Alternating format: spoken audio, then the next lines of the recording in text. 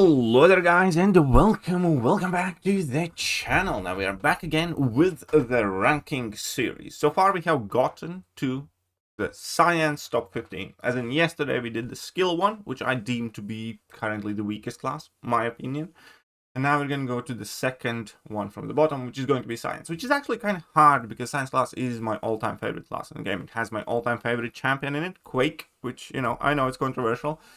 And in general, I have always been a massive fan of science class because I just like the versatility, the many different things that they can do. And it was, cool big yellow numbers are like fine.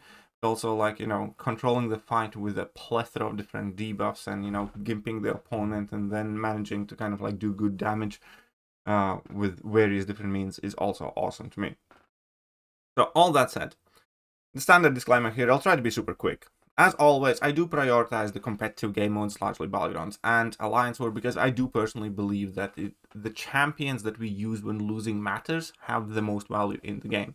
Every other area in the game, you're guaranteed to win eventually as long as you keep trying, as long as you keep playing. You enter, the quest and you get beat, you can revive, or you can revive 10 times, or you can back out and start it over until you finish it, or, you can adjust your champions and, try some other ones, and eventually you can beat basically any piece of content in the game outside of Battlegrounds Alliance War, because there, if you lose, that's it. There's no take-backs, effectively. You have lost the match, and there's nothing you can do about it.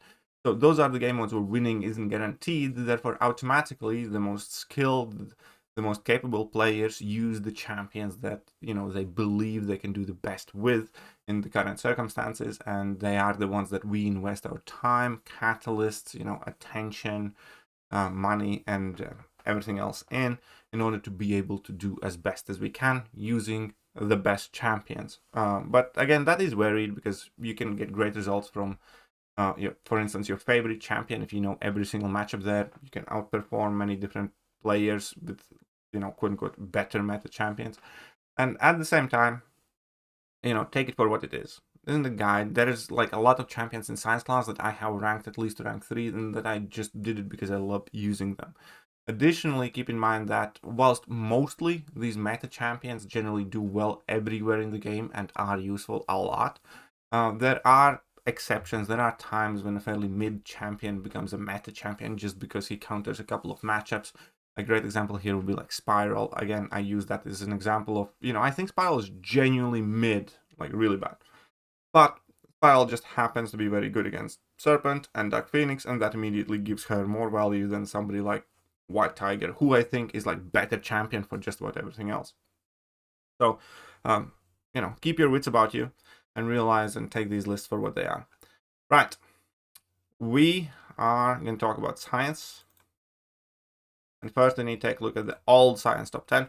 At the top, we had Photon. Spider-Ham was number 2. Spider-Woman was number 3 because she was fairly recently released at that time. 4 was Nefaria, Silk, Titania, Human Torch, Red Guardian, Void, and Hulk.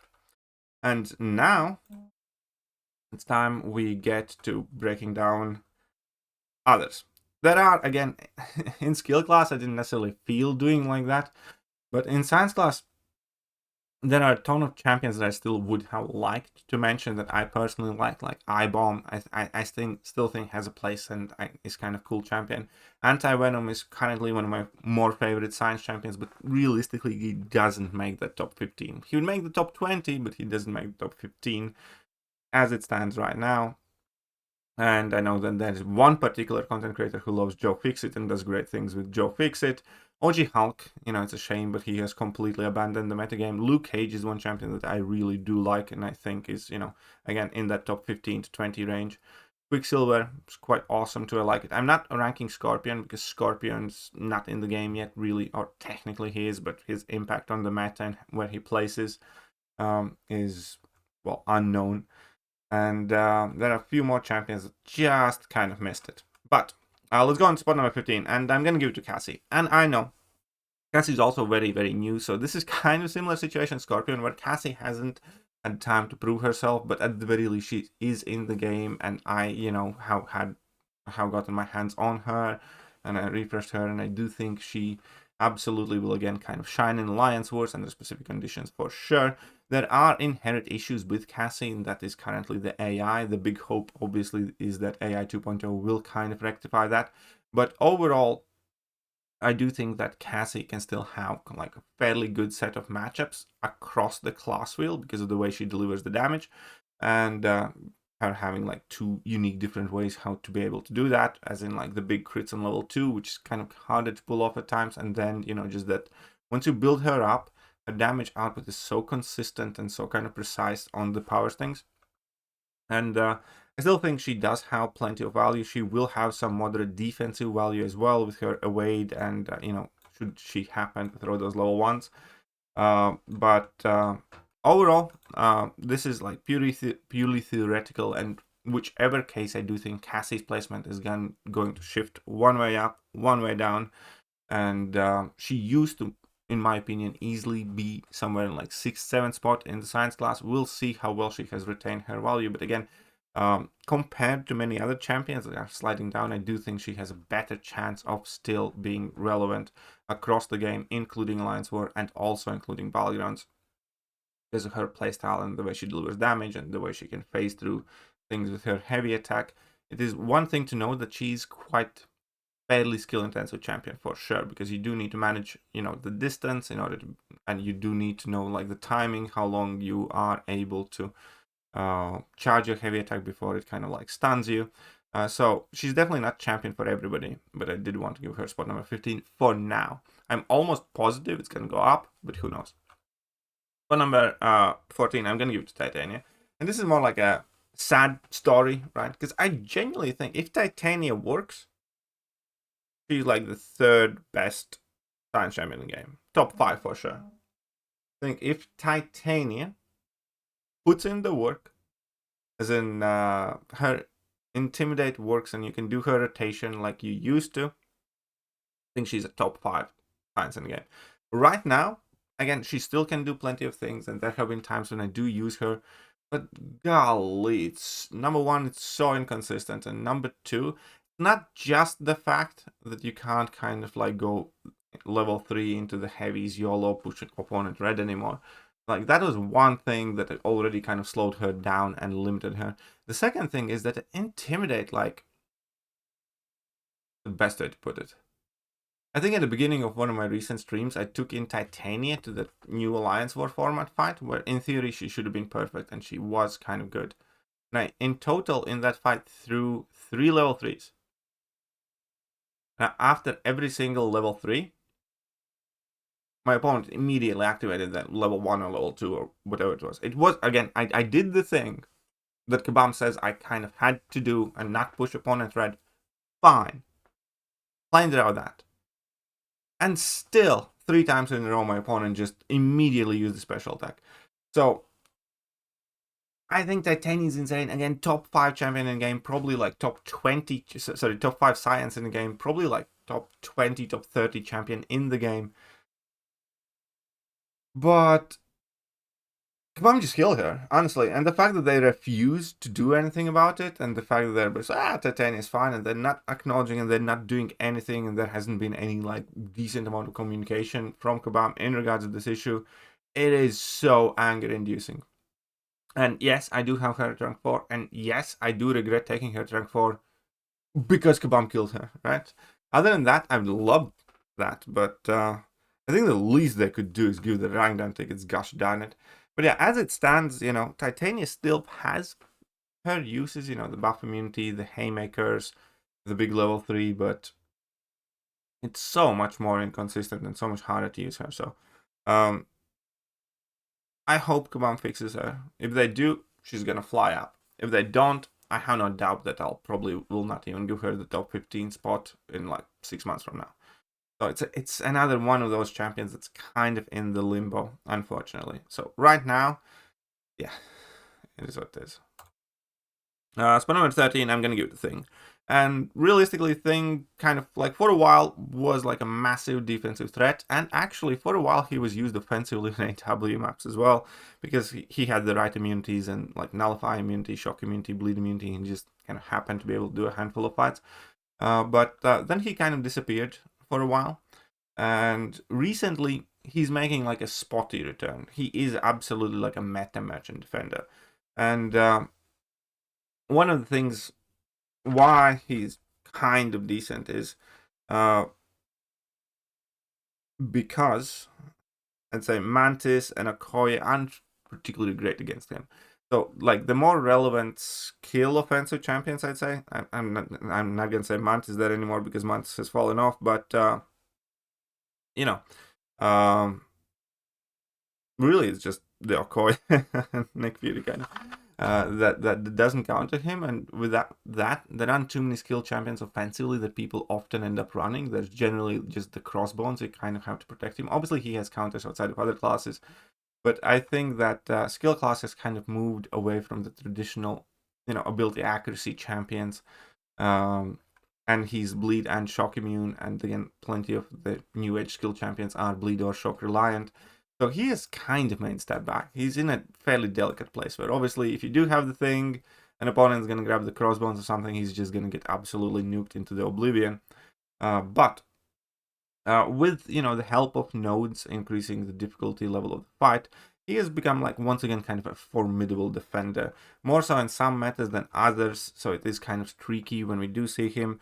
But I do think that a high sig, highly ranked thing definitely can absolutely win you matches, be an obstacle, be a presence in the game. Again, not necessarily the hottest commodity in the game, but if you already have invested in, let's say, thing, or you just happen to have thing at a fairly high sig, I don't think it's the worst thing to actually end up pulling the plug on taking him to rank 4, let's say. Next up, I'm gonna put High Evolutionary, and some people would say that he should be higher, but I really can't. Like, I spoke quite a lot about High Evolutionary in the 2025 champion ranking video, and the reality is he's just a bad champion. He's the worst 2025, he's the worst 5-5 defender in the game. And offensively, he's kind of garbage. He's not kind of garbage, he's fairly garbage offensively. And on defense, he's an absolute meta merchant, because like in generic settings, you can quite easily deal with him. Just pick in any high damage output champion, because he's not like the healthiest champion. He doesn't have like much in the ability to kind of like stall you outside of like long special one animation. But what he kind of reminds me is like upon his release, he's a worse version of Thing, where you could fight Thing with a ton of champions as long as you were good at counting hits on your special attacks and manipulating that 15 charge. And fighting High Evolutionary for the most part is a fairly simple thing that maybe not everybody's comfortable doing right now, but every single passing time that you end up fighting High Evolutionary without any help of extra nodes, it becomes kind of more and more clear exactly what to do. Like for instance, one of the things that I have started doing is I just go parry, light, medium against him, parry, light, medium, light, and then he throws his level 1, and then I can go in with like medium, light, medium, light, medium, sorry, and then I can like again parry, medium, light, medium. And once you kind of get used to alternating your combo a little bit, and you bring in like any high damage output champion in the fight, he becomes kind of fairly basic, to be honest. And that is without even considering how quickly like Okoye dispatches off him, so on and so forth. With specific nodes, for instance, that prevent you from parrying, he becomes slightly harder to do, or that increases the need for you to block and take hits on block, or hit his block. He can become harder defender for sure, but in general, I think it's highly disappointing. I think that unless his high prestige, we would barely see him anywhere. Maybe now here and there, but his prestige is definitely kind of like boosting his popularity, which is a contrast of one champion that's going to be higher in the list, but we're not giving cookie points for prestige. So I do think he has defensive value, but I don't think there's like a ton of it. And that's why he's spot number 12. Spot number 11, I'm going to give it to Modok. And Modok's kind of similar in a sense. Modok is a champion that it's very easy to kind of like forget and make a mistake and get punished for it, unless you have like a perfect counter to him. But at the same time, Modok's the type of champion that just about any champion can do. Only thing you really need to do is parry, heavy him, then you have like X amount of time to hit him freely or launch a special attack, and then do the same thing. And unless there are kind of nodes making him harder, he's again doable with just about everybody. And a champion that's countered by, like, you know, most of the champions in game isn't gonna be, you know, much higher than this. Like, they have relevance. There are times and places when, you know, they do matter. We do see them in lines for defense, and there will be the metas where he can kind of be an annoying defender, but at the same time he's not like a completely deal-breaking defender, because, you know, you get an auto block counter, or you find somebody who can safely punish his heavy attack, and you can do the fight reasonably well with, again, fairly large amount of champions. So when it comes to defensive value, I still think he's kind of more finicky than High Evolutionary is, and I do think that it's easier to make him more dangerous.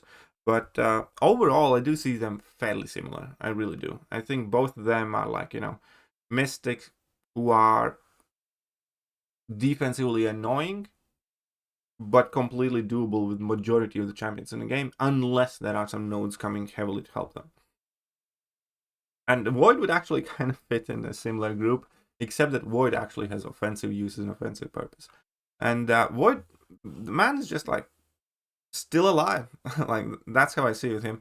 Because obviously any type of meta that places debuffs on the opponent, or any type of nodes, any type of whatever, he's immediately significantly more dangerous. He's like a lethal problem that will give you unavoidable damage just for having, like, any debuff on you. And that can easily turn into a problem with help nodes.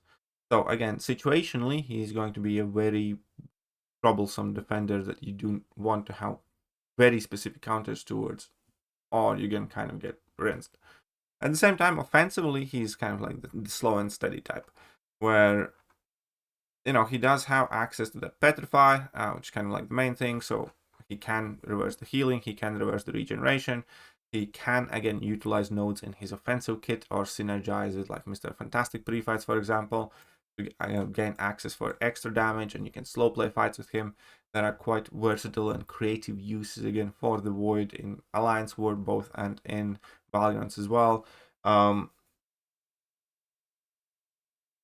think he's hanging in just about as well as you could expect from him. I don't think his value has, like, risen. I don't think it has disappeared. The reason he is realistically still on the Science top 20 list is partially because, again, Science class is not doing necessarily the best, and they haven't had, like, a ton of crazy exciting additions. Yeah, so there you go. That is Void. One of the, again, things that do kind of talk against him is because you do want, for not so much for defense, but for attack, you want him to be Sig 200, and that is, like, a very big problem, very big ask right now in the game, because 6-stones, well, there's a massive 6-stone shortage in reality. Let's move on, and but on the side, I'm gonna give it to Leader, because, and in, like, looking at it from the initial glance, you know, Void should be the champion that's valued higher, because I do think Void is more dangerous in defense in plenty of instances. And also, you know, Void is generically better than, you know, Leader would be on attack. Like, you know, Void would be better killing Winter Soldier or something. Leader, again, and I discussed him quite a lot in my previous ranking videos, he's an absolute garbage type champion, unless there's, like, a ton of regeneration involved, or potentially also, like, some ability power rate. But then it becomes into an absolute menace, and he's, like, the best at something he does. He's absolutely, by far, the best, the fastest, the easiest to access heal reversal champion. And for as long as Kabam keeps insisting in, you know, having massive regeneration nodes that, you know, do a, you know, ton of healing in fairly short amount of time, he will have value. And initially, like, when Leader got released, you know, I in my opinion, rightfully so, kind of said, like, he's garbage, he's junk, I hate it, I don't like the design, and I still don't really. You know, I wish they kind of made him better flatline as well. But it is impossible to deny how frequently he does become useful. So he's, like, one of those champions that's gonna sit on a shelf for, like, a month or two, completely untouched. You know, I took him to rank 3 for one of the metas, and I had forgotten that I had taken him to rank 3 because I had never used him for, like, 2 months. And then for, like, 2 weeks or a month, he's also going to become insane. There are, again, some use for him offensively in Lion's War on regular basis. I recall using him, for instance, for Photons on like the region nodes, because he does those fights quite well, and he does, like, as long as there's a region involved or any node, he again can find a way, and then he becomes like a meta-defining champion. And the only reason why I'm still kind of comfortable ranking him as high as I do is because, like, every third month he becomes the best champion in the game. The most dangerous attacker, basically, that you have to kind of like plan your deck and counters against. And to me, I think that still has more value than a champion that, Modok. Because I took my Modok to rank 3 as well, and I used him like one meta, and he was kind of useful, he was kind of fine, but he wasn't like the best defender in the game then. He was good, but not as good, so... I do think it's important that people have access to the leader, because again, he's absolutely the best and fastest and most convenient and the more versatile health reversal champion. And moving on to spot number 8, I'm gonna give it to Lizard. This might be recency bias. I'm willing to acknowledge that. You can hate on me for this placement. I'll accept any kind of nasty comment when it comes to Lizard. It might be recency bias. It might be the fact that I do have Lizard at rank 4 and high sig. But I think he's very good. Obviously, he hasn't had much time to shine, especially because currently in this season, he's not necessarily the best for the last 2 metas. But I do have a couple of videos kind of showcasing him running through just about every meta defender, or majority of the meta defenders, and doing it very, very well. Like many of the matchups that you wouldn't think he's going to be good against, like, Yelena, for instance, he does exceptionally good. And also, like, in between his tankiness and his, like, again, unique quirks, I do think there is quite a bit of value. It's kind of like Scorpion, except a bit faster than Scorpion if you play him right. The worry at the moment about Lizard, obviously, is Scorpion coming out as 7-star. And let me make this perfectly clear. If you are thinking about taking Lizard up to rank 4 right now, I do recommend you wait a bit. Because this month, he just doesn't fit the nodes, for instance, in Battlegrounds too well, so he's not going to make a massive impact anyways. And then, by the time it's going to matter again for the next seasons and the next wars and stuff like that, we're going to see what type of impact Scorpion's having. And we're going to see whether Blizzard kind of like keeps his potential and relevance, or he's just going to be substituted out and, die away. But as it stands right now, him being as good as he is against like Nico, him being as good as he is against going outside of class wheel champions, I do find a ton of value in that. And I hope he's going to carry on doing so. This is a risky placement. This is very early on in the champion's life. And it is, kind of like not a bit gambling, but it is me going out on a limb placing him as high. But at the same time, Raptures are one of the better debuffs because very few champions are immune to it. Immunity to poison, and also he can become immune to heal block while under the effect of buff or an unstoppable effect, which is kind of great because, again, when you do get heal block applied to it, you just need to become immune to it for like a second, and then you're going to get rid of the heal block, so that's kind of useful. Regen rate cannot be modified below 50%. I'm sure that's going to come in helpful in some region metas as a defender, kind of similar to how I Hulk, for instance, and Solvark was hanging in there. And he does have this kind of like damage mitigation mechanic, which you hope to never use, but he can become quite chunky as is. And then obviously he has access to tracking, quite nice. And then just the power sting delivery method, kind of. One of the kind of like biggest things that I discovered about him quite early, the special attacks 2 and 3 and that burst damage that you do, it doesn't necessarily have to be the main way that you do damage, because if you just focused on keeping as many raptures on the opponent and spamming your level 1s and getting your 100% fervors and getting the rejuvenate up there, and the increased attack rating, you actually also kept doing a very solid amount of damage and you finished fights in similar time. So I do think there's a bit of a kind of like oversight that has happened when designing him, because the level 2 cash out doesn't seem like as, strong as it could have been. But overall, I do enjoy that fact that you can just, play him in a couple of different ways as well. So we'll see how he hangs in there. But so far, I do like him a lot, and I hope he stays relevant after Scorpion comes in the game, and we see how well Scorpion does. Moving on to spot number 7, and it's Silk. And it's even kind of hard to put Silk as high as this is, because due to no fault of her own, really, she definitely has taken a massive step back. And that's kind of unavoidable, really. There are like 2-3 reasons for it. And it's not to do with Silk Lock, by the way. Silk Lock was a stupid thing, should have never existed in the game. I am happy Kabam fixed it. I am very unhappy with how Kabam fixed it. But, I don't think it was good or needed in the game. Silk is sitting on a bench and collecting dust quite often nowadays. Why? Well, reason number 1 is because Mystic sucks on defense. In general, there are like 2 relevant Mystic defenders now. Even Enchantress is kind of like not a mainstay defender. And that's a big problem for her, because she doesn't go outside of the class field as well.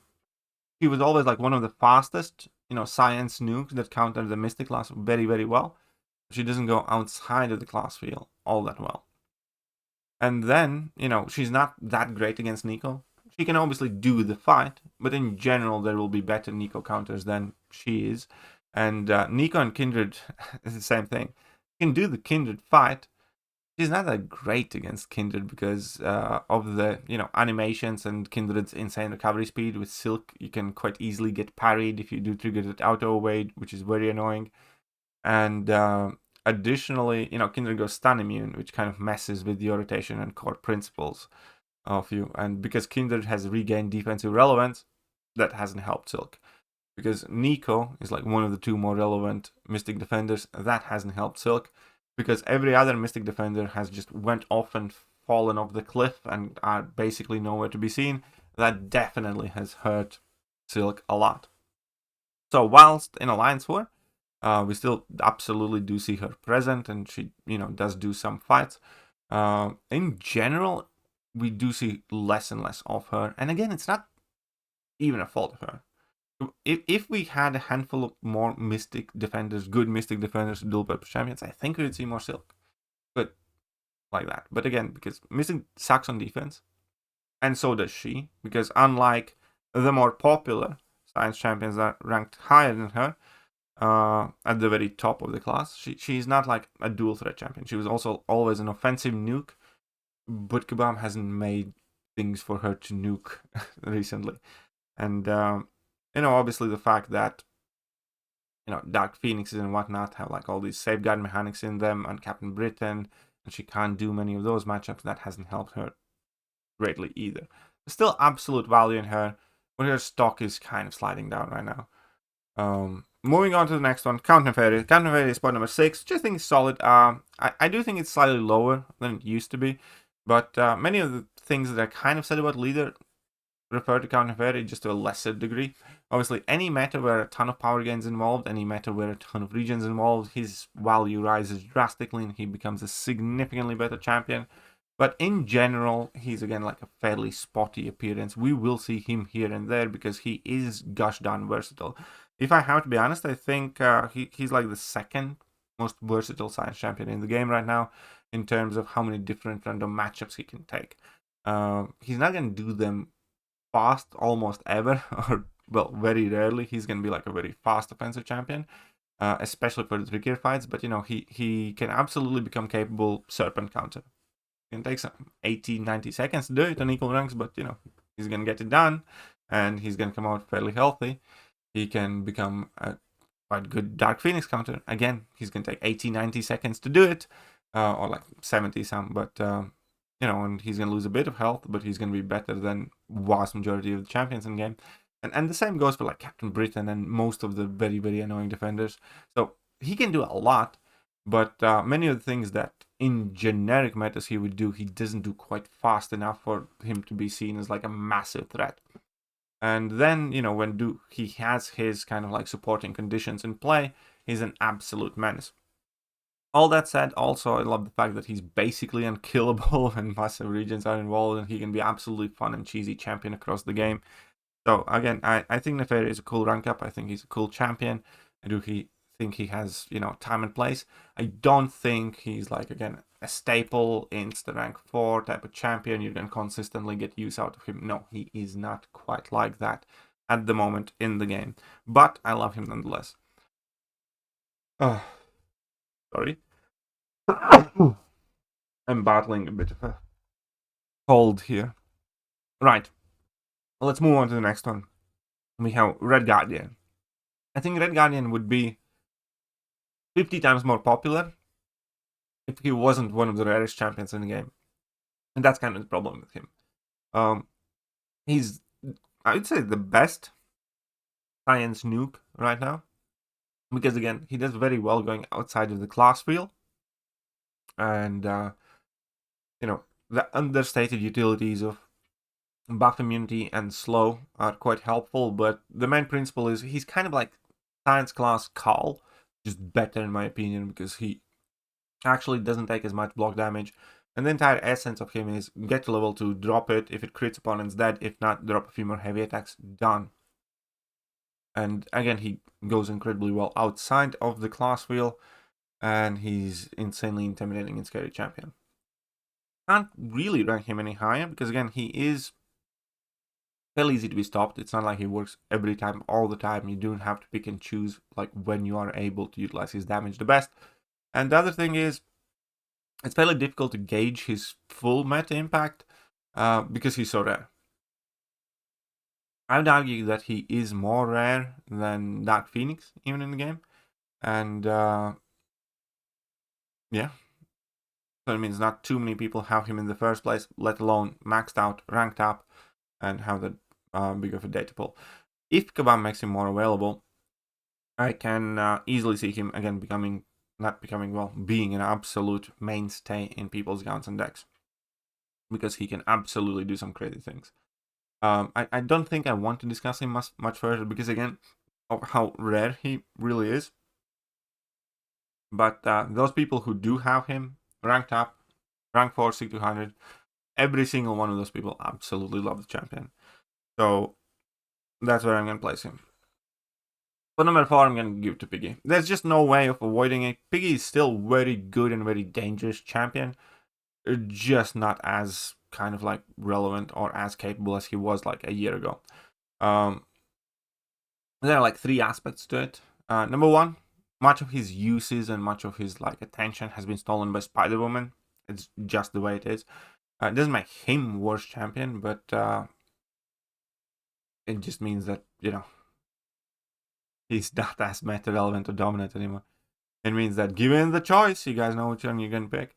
The second thing is that there are some champions that, again, because one of the best things about the Pig was how versatile he is.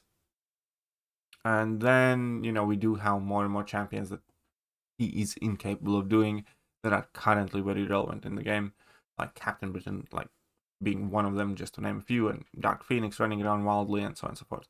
And the last thing is how often he kind of relies on being able to parry, and how often Kabam is hating you to allow that. Which is like one of the main reasons why Spider-Woman is so much kind of like more popular right now, because Spider-Ham is a faster champion than Spider-Woman is. But the thing with Spider-Ham is you generally want to be able to parry or stun your opponent quite frequently in order to apply more Porker Poppers. And if you can't do that, his effectiveness and speed can significantly drop. And as we know, Kabam kind of basically hates parry a lot. And that is taking its toll on the Piggy as well, I believe, right now. At the same time, I still think Pig can smash so many different champions in the game. It's kind of ridiculous. I do think that he has underestimated defensive value, because he either he just messes up so many people due to various reasons. And one of the kind of like key ones being is if you want to prevent him from gaining his spider nonsense, you just have to use your level 1 immediately, even if it kind of ruins your champion's rotation and makes the fight slower. because unless you do that, he's going to get spider nonsense, your specials are going to hit for less damage anyways, and he's going to start evading, and you're going to get, power stings on you. And he absolutely can be a defensive menace and the right conditions as well. Overall, though, I still absolutely love the pig. I think he's awesome. I think he's cool. I think if you do want to rank him up, absolutely go for it. But, Spider-Woman, Spider-Ham, we all know that like 99% of the people are going in that direction. And then they're kind of like looking a bit elsewhere for their future rank up. So he's nowhere near as kind of like present in the metagame right now. Moving on, spot number 3, Human Torch. Human Torch has had kind of a bit of glow up, I would say. Because despite Mystic Glass not, having much in terms of defensive presence, number 1, the 2 defenders that we do have obviously absolutely annihilates. He will, tear through that Nico very well and very fast. And number 2, and Kindred as well. And number 2 is like he's one of the science champions that walks outside of the science class the best because of how many energy damage champions there are and the fact that basically nobody's immune to No Flame. So he has always had kind of that luxury. The new age Statcast Relics has helped him a lot to become tankier and not take as much block damage. And there you go. We have a significantly more solid champion. For instance, he has a very good Zola matchup. He's good at Thanos matchup. With the added extra tankiness. In some metas, he's like a solid Serpent counter. And that's kind of the point. He goes quite well around the fights that need to be done well, and he does them. Like, he's also quite good Captain Britain counter, because Captain Britain's full of energy attacks, so he can just parry a bunch and then, burn her down very, very fast and very, very effectively. You'll still gonna take some damage, but he's gonna do that fight much, much better than majority of the champions. Again, it kind of sucks because he is a rare champion in the game, but he is one of the more present and relevant science champions in the game right now. And that's kind of because he overcomes the limitations of the science class better than many others. And he's surviving the Mystic class being defensively atrocious better than most. So there you go. I think Torch is currently the 3rd best science champion in the game. Moving on, spot number 2 is Photon. Photon was the undisputed science king for quite a while. For a very long time, ranked Photon as a top 4 champion in the game, right behind Onslaught, Serpent, and Deathless Thanos. She absolutely has lost that spot, for sure. I do, however, think she's not like that far behind. I do think she's like 6th, 7th best champion in the game, because overall she still gets criminally underrated. She is a mainstay. Like, if you open, Celestial 5 rosters, and you take a look, it's like how many people will have Photon in there? Just about everybody will, right?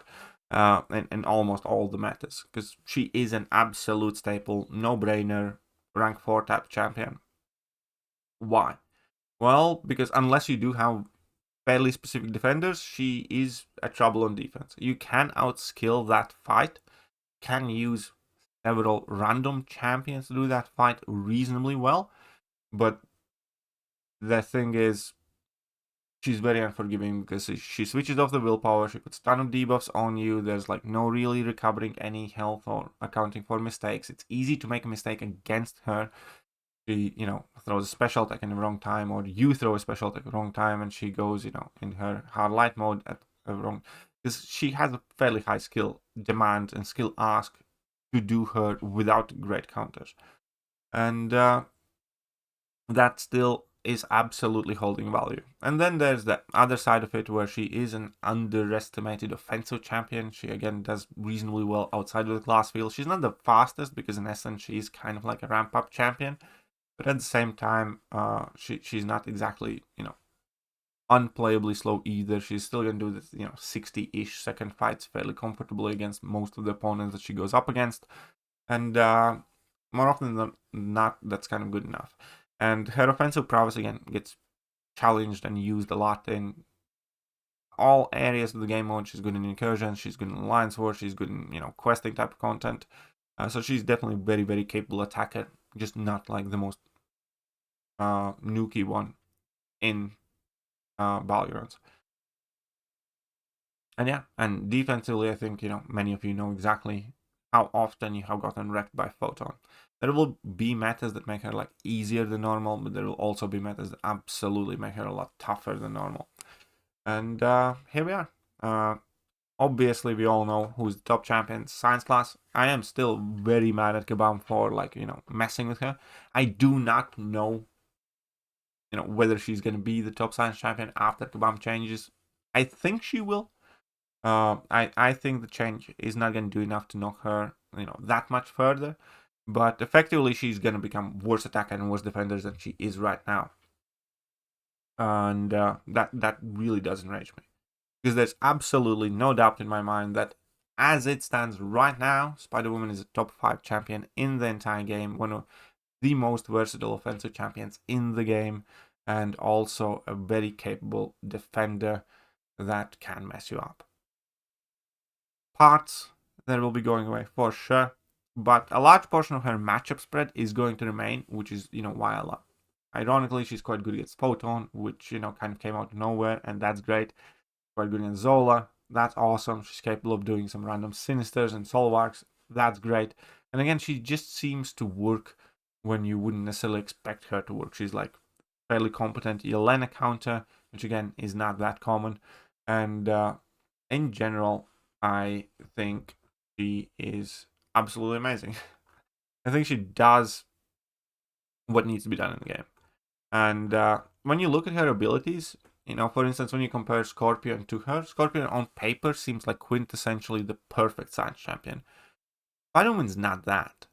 Like, Spider-Woman gets buffs, which is like wild for a Science champion, and, they can get nullified, which again is kind of wild. You'd think that, she'd be immune to the nullify at least, but no, she isn't. She's immune neutralized though. But her buffs can go away and can get nullified. And, the idea that she can stack Furies and like do significant damage like that is also kind of weird. But for one reason or another, she doesn't counter miss or unstoppable, but you can safely play to the opponents, that cause you to miss or go unstoppable because you can trigger 100% evade. So I guess that is the best way I would describe Spider-Woman. She does exactly what we need in the game to be done right now, just not in the same ways that we would have expected them to get done. Because she does go about that stuff in a roundabout way. The way she inflicts, power stings, for instance. When you throw a level 1, you inflict instant shock. Except, even if your opponent is immune, it doesn't matter. All of that gets transferred to be a power sting anyway. So they're immune or not immune. Why shock needed to be mentioned there in the first place, I don't know, but it kind of works, and that's fine. There you go. And obviously, final thing, can be an absolute menace on defense under the right conditions for sure as well. But the best thing is, despite all of this kit, she's like super easy to play. Effectively hit opponent, drop level 2, drop level 1, and that's it. And I like that a lot. I like that. I like the champions that, can do things and are straightforward to play. Anyways, my nose is really killing me, so I apologize for that. I am trying my best to soldier through this, guys. Right, so the new top science, top 15. There you go. Cassie, Titania, Thing, Evolutionary, Modok, Void, Leader, Lizard, Silk, Nefaria, Red Guardian, Spider-Ham, Human Dodge, Photon, Spider-Woman. Come at me. And I know there are a lot of champions like Eye-Bomb, like Anti-Venom, like, I don't know, Quicksilver that could have potentially made this list. Didn't quite snuck in there. See you later. Hello there, guys, and welcome back to the channel. So we have